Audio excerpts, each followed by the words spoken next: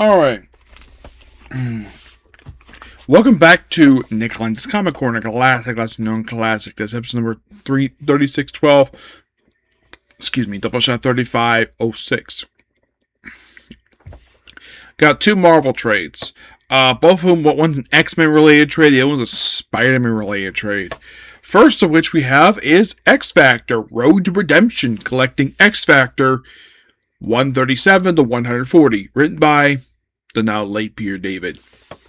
But this was really good. So, of course, Peter David obviously is the writer, with Neil Edwards on issues 32, 37, 240. 239 is done by Paul Davidson. Yeah, so a lot of it is basically this. So, Wolfsbane has rejected her own offspring because they look like a monster to her. So, she started basically hanging out with Richter and Shatterstar. And also the fact that Longshot is in a coma. Yeah, there's a trade I missed here. So there's also stuff here with the girls' trip here where we have Wolfsbane, Polaris, and Banshee. Where everyone's having so much fun, even the car starts flying. Especially when the police start chasing after them. Then, of course, basically, she transforms and runs into John Mandrix. Who is John Mandrix, you might ask? He is, in fact, another of Mandrix's dupes. Yep. That's pretty much basically... Yeah. Because Jay Mandrix had this weird thing of, like, when he created dupes, he would just say them get various occupations. One became a shield agent.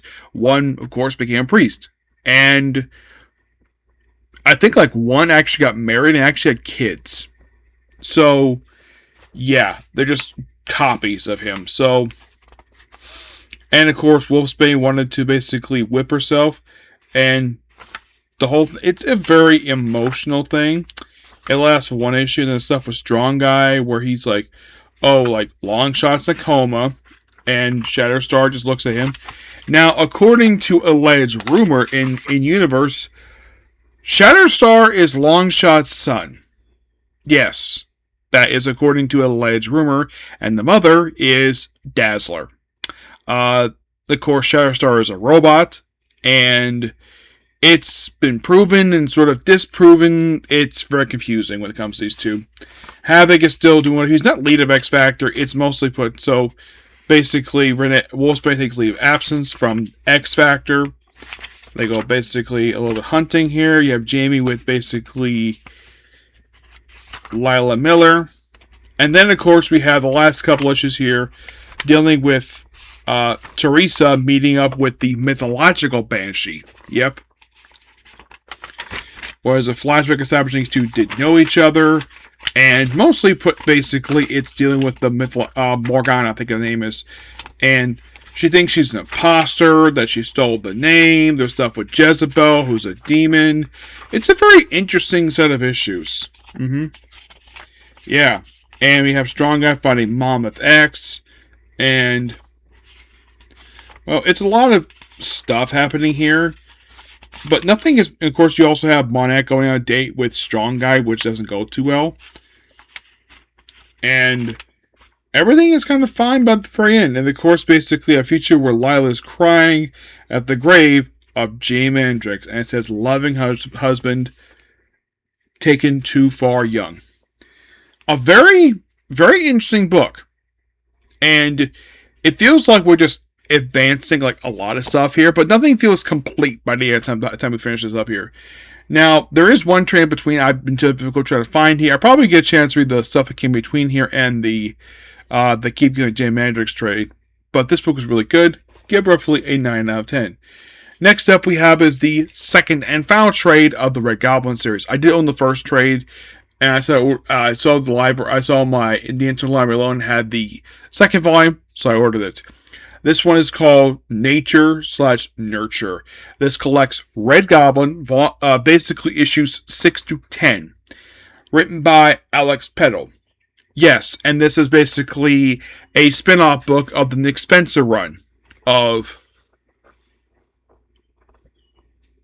Amazing Spider-Man. Think about it for a second here. Yeah, so Alex Peddle is your writer. John Bazella. This is 6 and 7. And 8 through 10 is Chris Campina with and close with issue 7 with Rafael Pinito. So Red Goblin, those of you who don't know who the heck he is, Red Goblin is actually Normie Osborn. Norman Osborn's grandson, and of course, yes, his father is Harry Osborn. Yes. So, and there's stuff here with, like how Phil Urich is supposedly dead here, and he's been killed a couple times. He's been downgraded to basically like a C-list villain. This was like he was a good guy in the 90s. So you have Red Goblin doing his own thing, and then eventually, and then Crossbones shows up here. Yeah, Crossbones, awesome guy he is. I mean, at least anybody reads this book, like, okay, so Normie, I guess you can say that, yeah, he's a character who debuted in Spider-Man, so this is him getting a symbiote, and he's here working with Miles, yes, and a costume who actually like him in, not the costume that Sada Alban basically put him in. So, yeah. And after basically dealing with and we're still at Crossbones, there's basically here, and then we have Liz Allen, Normie's mom. Now, surprisingly, his brother, Stanley Osborn, is not in these issues. There's a kid named Tim, who basically, in order to help out basically Red Goblin, we have basically him going to see his grandfather, Norman Osborn, who at this point is Gold Goblin. Not Green Goblin, Gold Goblin. Yes, so then of course meets up with this kid Tim. He's like, I'm Tim for your grandson. Like, yeah, and you look at Norman like he's a grandpa, but doesn't have gray in his hair. It's, you could say, sliding time scale. Yeah. So Normie is going a little nuts here. He also meets up here with Venom, who at this point is Dylan Brock, the son of Eddie Brock. And also Red Goblin ends up basically in his phase, he ends up digging up the dead body of Harry Osborn, who, yeah, they established this in, actually, this could take place during his death also, because basically it was established in the Spencer's run at the end of it that the Harry people have been seeing for the past decade is not the actual Harry Osborn, it's a clone. And the actual Harry Osborn has been dead since Spectacular Spider-Man 200 back in, I think in the early 90s, I think it was. Yeah, he got killed off. I believe it was just prior. I think it was just prior. No, it wasn't Kraven's Last Hunt. I think it was just prior to the Clone Saga. No, it was the Clone Saga. It was Maximum Carnage. Yes, that's where we got killed off there. So, and then of course you have Dylan show up here. Yeah, this of course is still when Dylan was still the host of the Venom symbiote. Yeah, he was Venom basically during the first major run of Al Ewing's time as writing Venom for the relaunch. So, and of course basically he chasing through the streets here. He talks to Dylan. Yeah, and here's the thing about Dylan and Normie. These two actually first met during Absolute Carnage. Yep, that's the first of these two ever met. And do you know what these two people have in common? They're both related to famous Spider-Man characters. Dylan, of course, son of Eddie Brock, the original Venom, and Norman Osborn is the son of Harry Osborn and the grandson of Norman Osborn, the original Green Goblin. Yes, these two essentially are legacy characters, but here's the thing between the two of them. Normie's been around longer in comics than Dylan has. Dylan made his debut back in 2018, while in the case of Normie, I believe his debut back in the 80s, I believe it was, as a baby. Yeah, he was born, and so we have stuff here with Liz talking to her, father-in-law, and of course, basically, they wrap it up on a very nice little note. He still basically is kind of Red Goblin, which is a variant of the Carnage symbiote, but it's a very nice way to wrap up the story itself.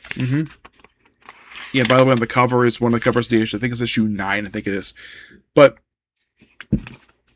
excuse me, really good. And surprisingly, it's a book that I think a lot of people were very surprised this book even came out.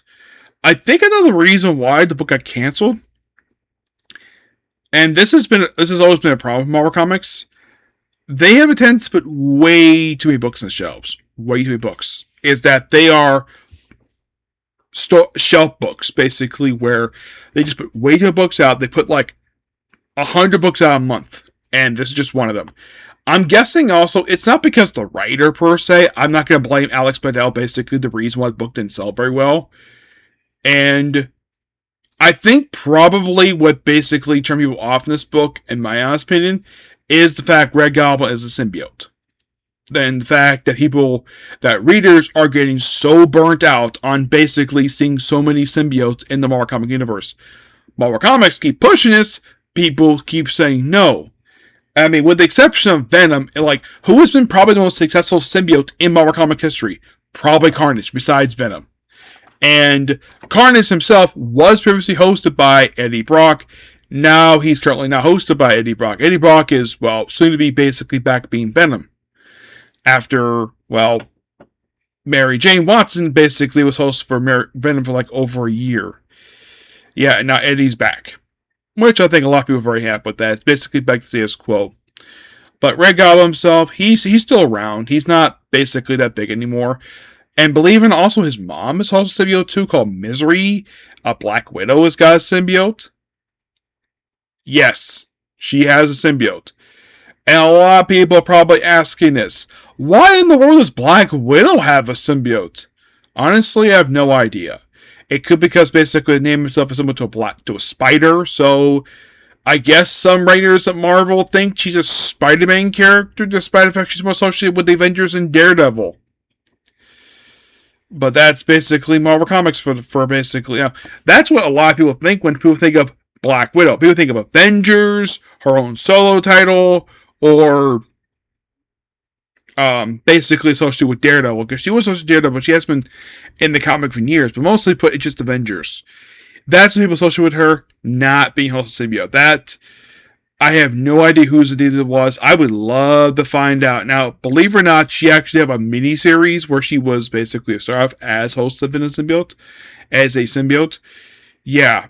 Did she need one? No, not really.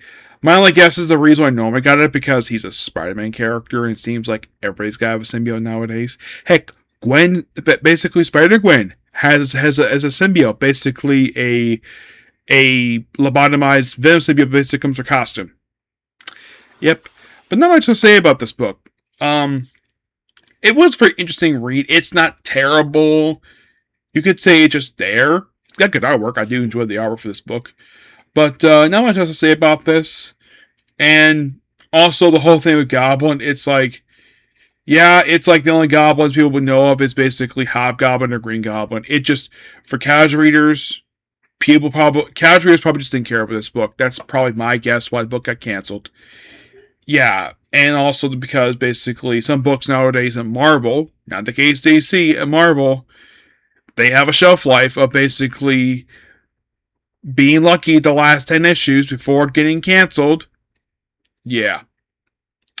But, interesting title. Even had a crossover with all things,